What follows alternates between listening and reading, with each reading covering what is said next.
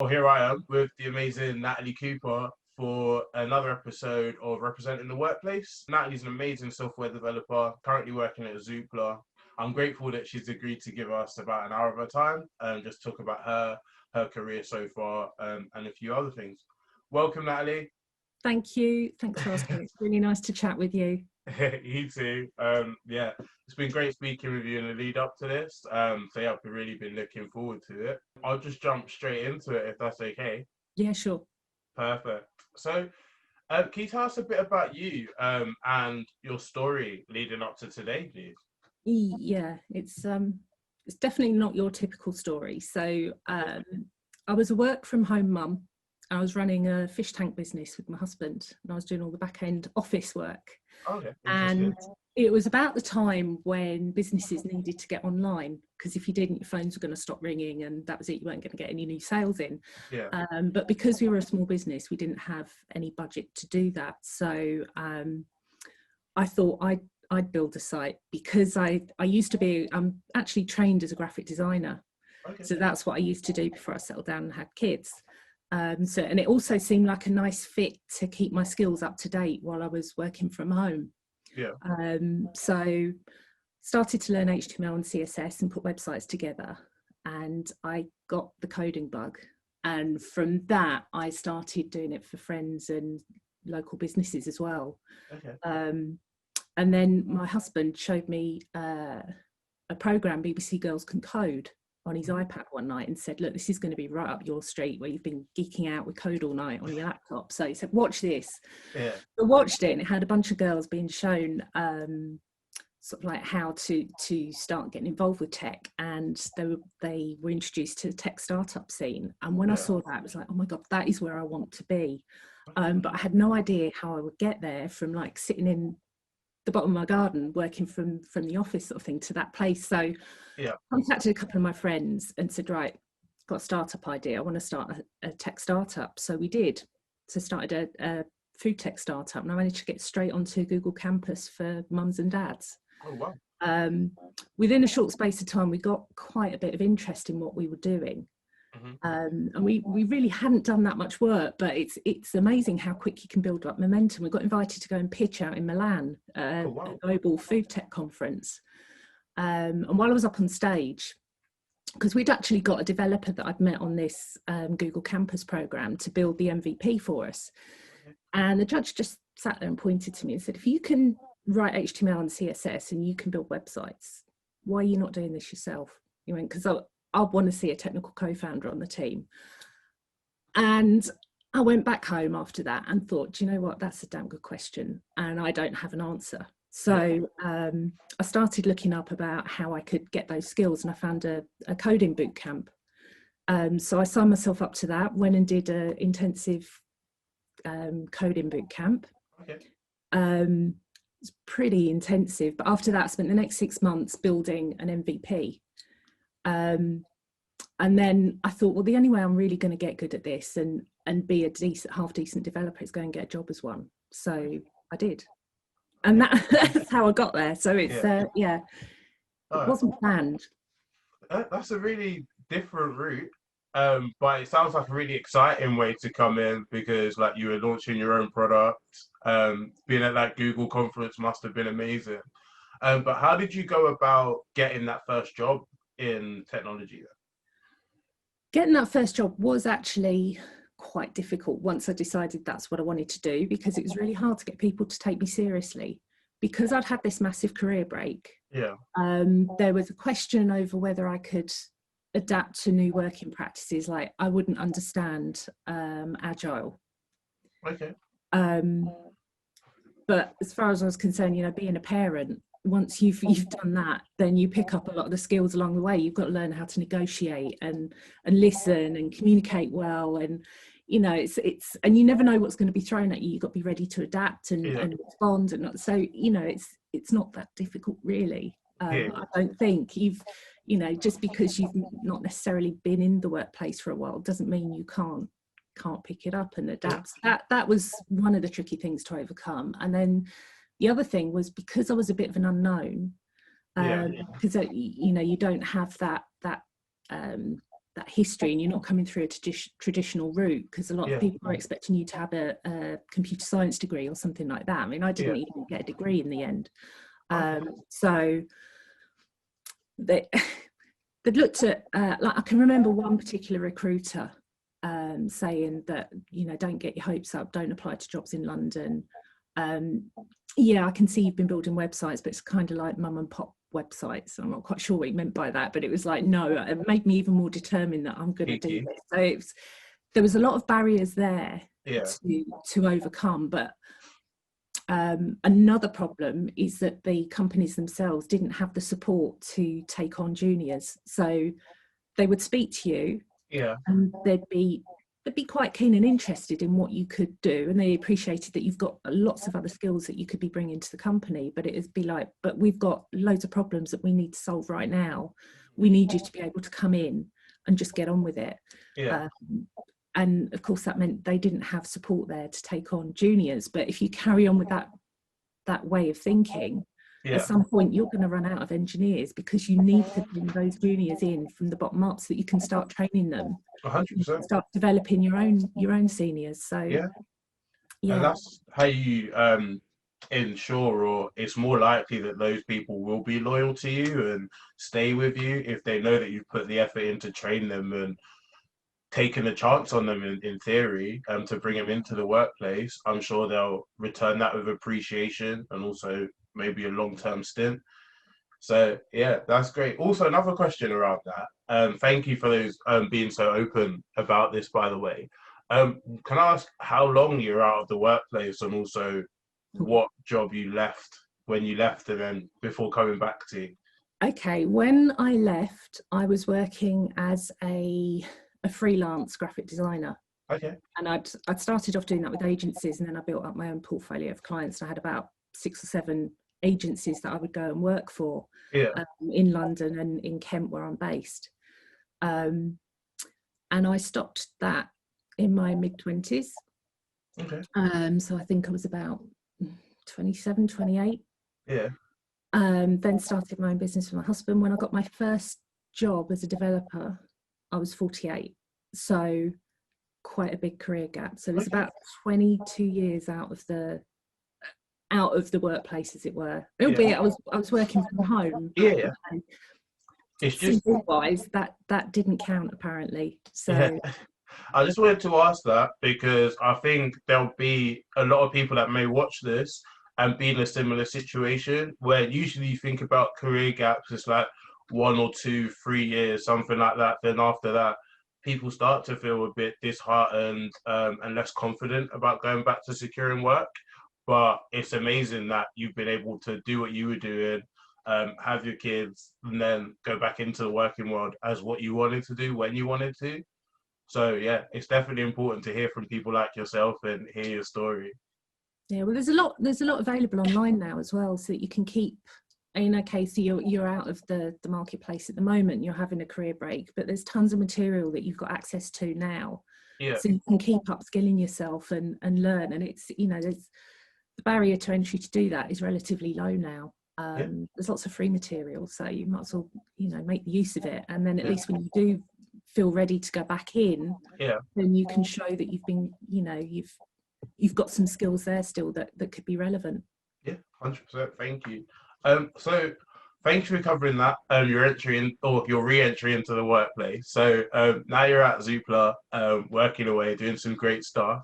What is your job title now? So I actually work as a front-end software engineer. Okay. And just tell me a bit about what that means and what you do, please. So our work is primarily more front end is the stuff that the end users are interacting with on a day-to-day basis. So it's all the stuff that you actually get to see. So an average day starts about 9 o'clock in the morning. We have a daily stand-up where you update the team on what you're working with, so that we all work together and know where we are. We work in 2-week sprints, which basically means we decide a chunk of work that we're actually going to deliver in that time frame, and then we'll break it down into smaller pieces of work, which we capture in tickets, and it's these tickets that we discuss at the stand-up. And then after that initial meeting, I could be working on a ticket on my own through the day, or I might be pairing with somebody else, or there may be, we've had three of us working on the same job as well. And you'll use video link, and you can code share on the screen as well to work together. Yeah, okay. We also have a few working groups in the company. So occasionally my day will be broken up for meetings with those as well, and we'll come together to discuss about things like accessibility. How can we make our products more accessible for everyone?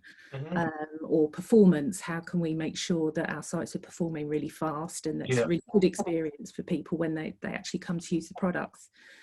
And then depending on where you are in the sprint, we might have retrospectives as well, where we look back and reflect what went well, what didn't go so well. So it's, you know, no day is the same. Every day is different, which is what's so great about it as well. Generally finish about 6 o'clock. Okay, cool. And so what's your favorite thing about being a developer? I think it is the fact that it is different, and you get to work with lots of different people from different departments, because our teams are cross-functional as well. So you're working with back-end developers, data engineers, you've got your product manager there, marketing might be getting involved as well. So you get a really broad overview of all the different aspects of the company. And when you're working with all these different people, you know, we all think differently. So you get, it's really interesting to see how people, the different ways that people tackle problems, because it is problem solving at the end of the day. And I just find that really fascinating, because it challenges me as well, like how I would initially react to a problem and what I think a solution might be. And you start talking with somebody else and they might challenge your own views as well.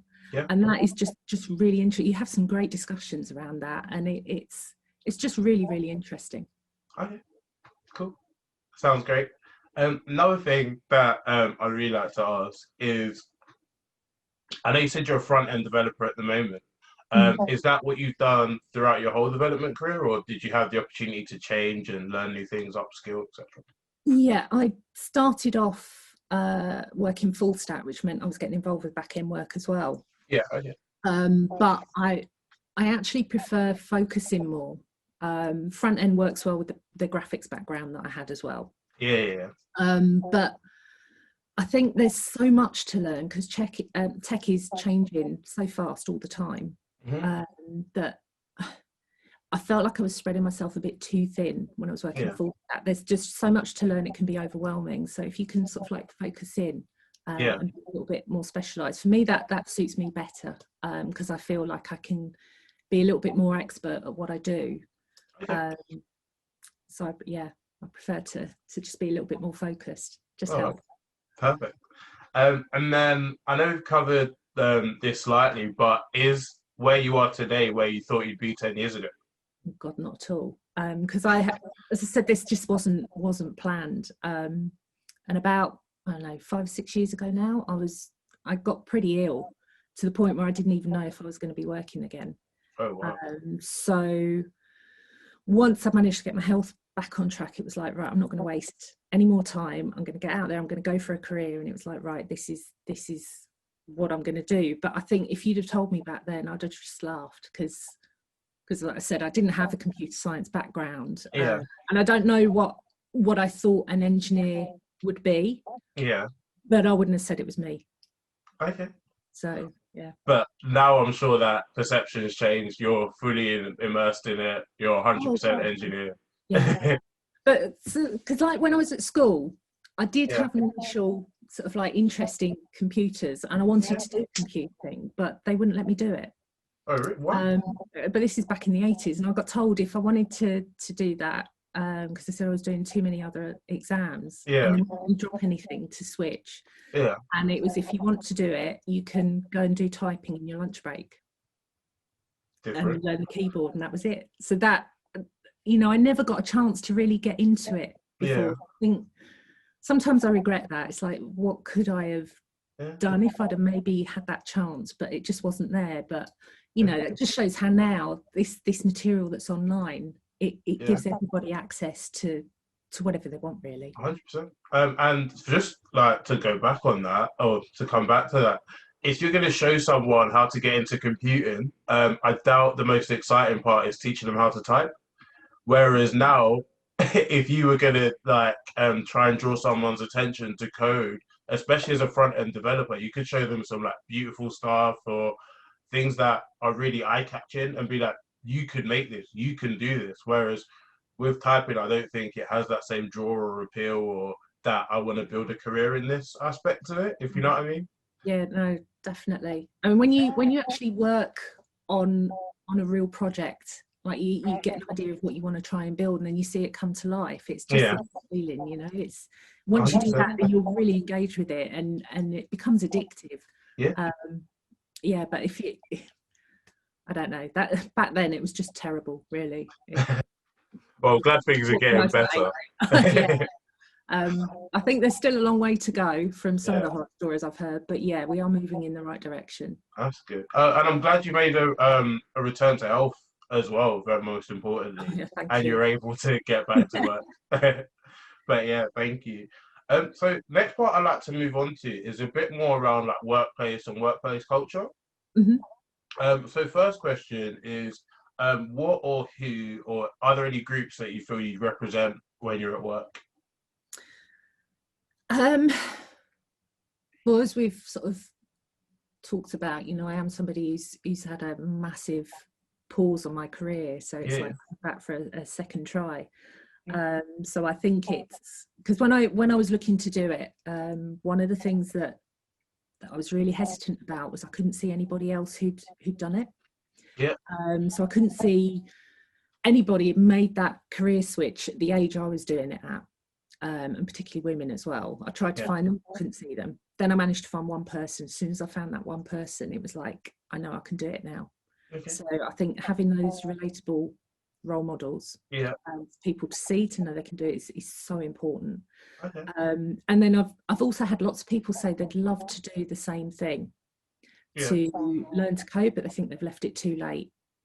And it's never too late if you've got that interest. And you know, we need more diverse people coming in to the industry because we're building products for everybody out there, you know, from all different aspects of the community, different ages, different backgrounds, everything. So we need people with that experience and that knowledge as well from all different areas to come in and help build the products the way they need to be. So 100%. Fair. Thank you. I 100% agree, and I can definitely see why you feel that way. Next question is, are there any stereotypes that you felt you had to overcome when stepping back into the workplace or working in technology? Once I've actually got my foot in the door and started working, I've actually been really fortunate that it's been really welcoming, and I actually find the tech community is really good at sharing knowledge, just what they want to do. So, you know, it's I've not actually found it that the challenge was more, as I said, was that trying to get taken seriously in the first place, because I was a work from home mum. There seems to be a lot of stigma around that. And what do you feel the stigma around being a work from home mum is or was, and do you feel it's changed at all? I don't know, because this was only 3 years ago, so it's not that long ago. Oh, fair enough. Maybe because it was such a long break. I don't know. I think, you know, it's like I'd given birth to my kids, not my brain. And it was really, really difficult to get that across sometimes. I think a lot of the time as well was when you're trying to get your foot in the door at entry level. Some of the requirements is like, you've got to have 3 years experience in this technology and that technology. I mean, some of them haven't even really been around long enough for people to have that level of experience, you know, and it's difficult. Some of those requirements are just like completely out there, and it's no way you think that you're ever going to match that or be able to get to that. So I think that's the blocking point, really, is getting people in and feeling that they can do it. Once I've got in there, and I've been really fortunate. Places I've worked, everyone's been great. That's great. That's good to hear. But then, are there any other hurdles that you feel that you've come across during your career as a developer so far? If I'm brutally honest, I think the biggest hurdle is myself. Okay. And what do you mean by that? Because I'd learnt to code using tutorials online, so a lot of the work that I did was on my own.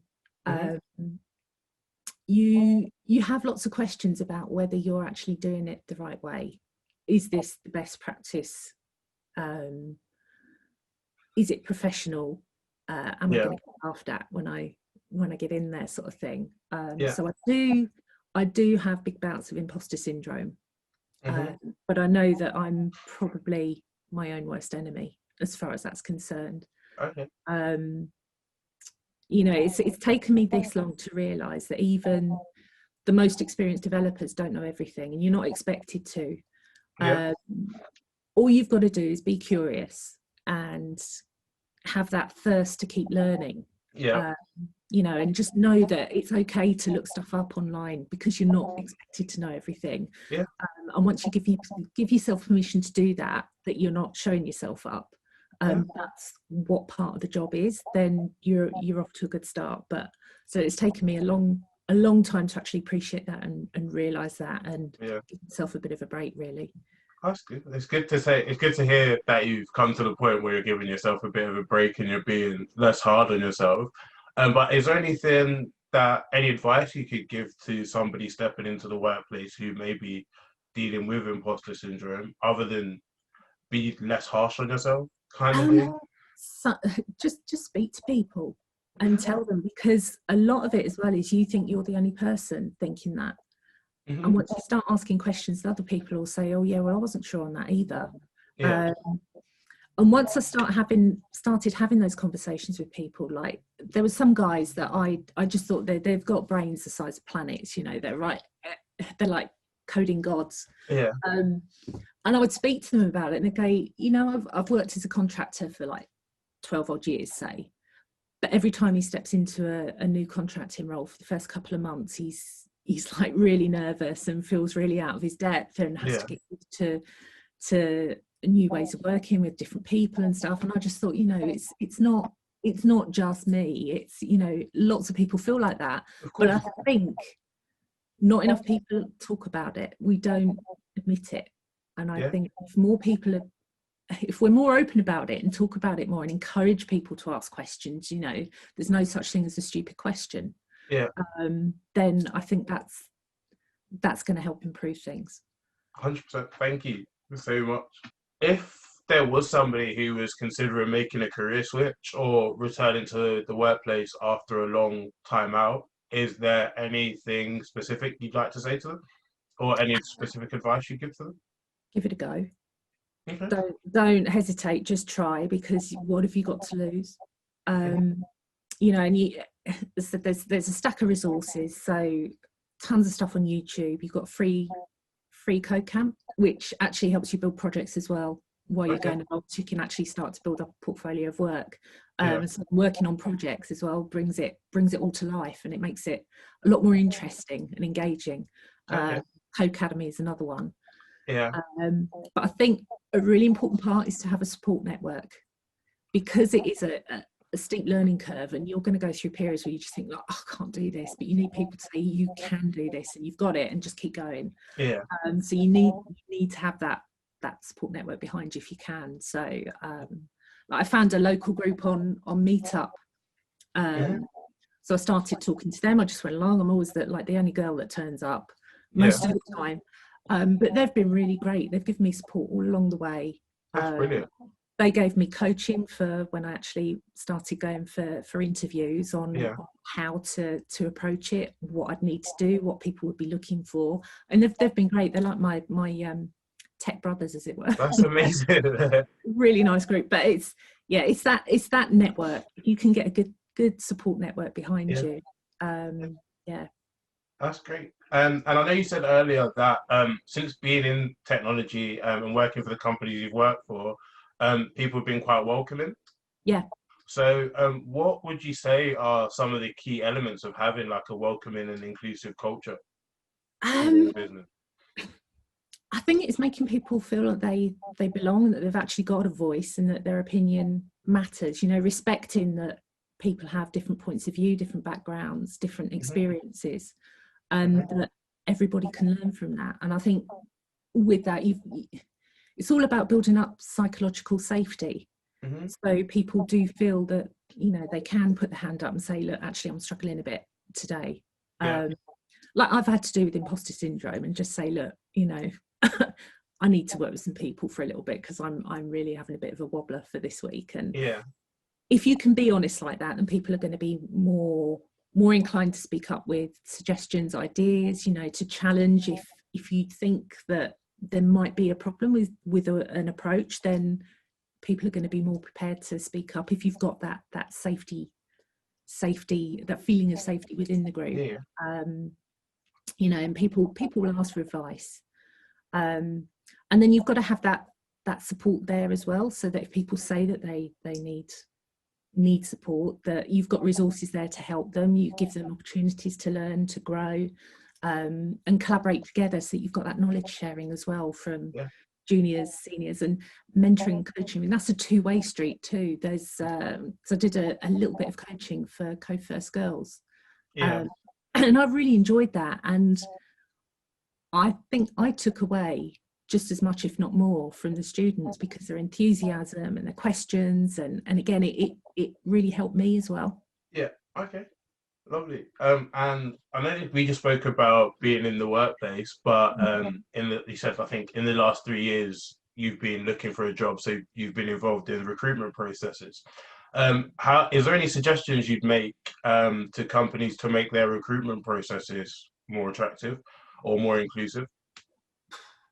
I think is respect that everybody's got different things that they can bring to the table, you know, and that you don't have to just look at this conventional candidate all the time, especially like with career changes coming across. There's so many skills that can transfer across to different sectors, different areas, and there's a lot that can be gained from that.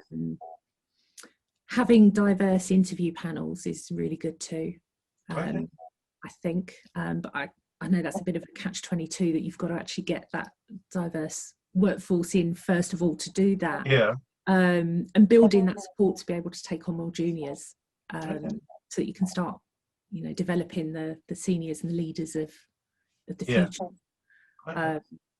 Live code tests as well, I hate them. Would you rather do them in your own time, kind of thing? I think so, because I just can't cope with that pressure of live code tests. I'm like a rabbit in headlights, and I will go completely blank. And I know there's lots of people as well that are really, really good developers, but they all just flunk in live code tests. So, you know, because everybody's different, they maybe have some alternatives. 100%, to assess people, I think. Try and be as accommodating as possible. One thing I'd like to pick up on that you said is having diverse interview panels, because I'm a big fan of those as well. But why do you think that makes a difference?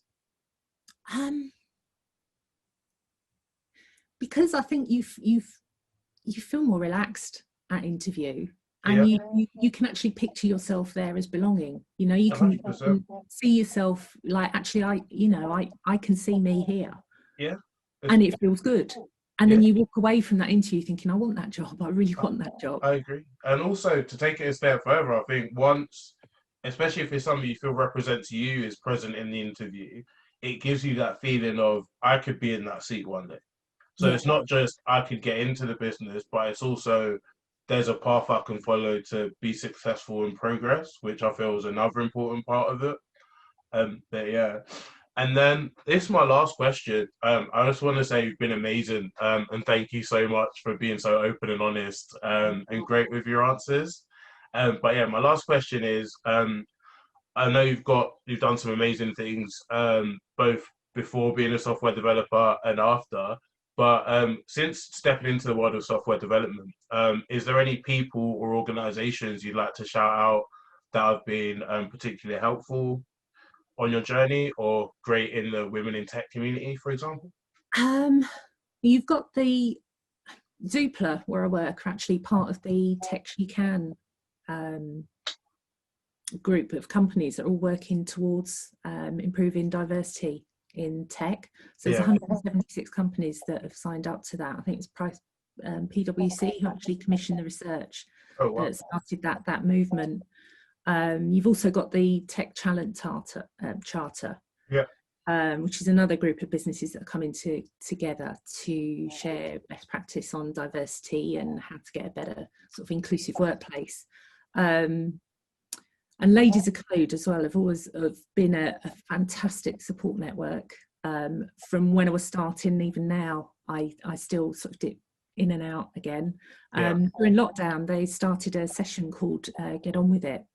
So and that's great for getting accountability and saying, right, I'm going to learn X today. Yeah.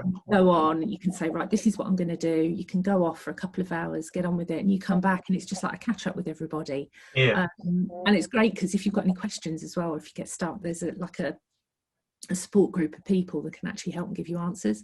And stuff like that, I think is fantastic. All right, brilliant. I'll be sure to shout them out then when I post this. But yeah, just want to say thanks again, Nathalie. You've been great. Thanks for the level of detail you've gone into with your answers. I'm sure you'll be an inspiration to whoever sees this, especially people who are looking to take a similar path that you did. So yeah, just thank you again. Oh, you're more than welcome.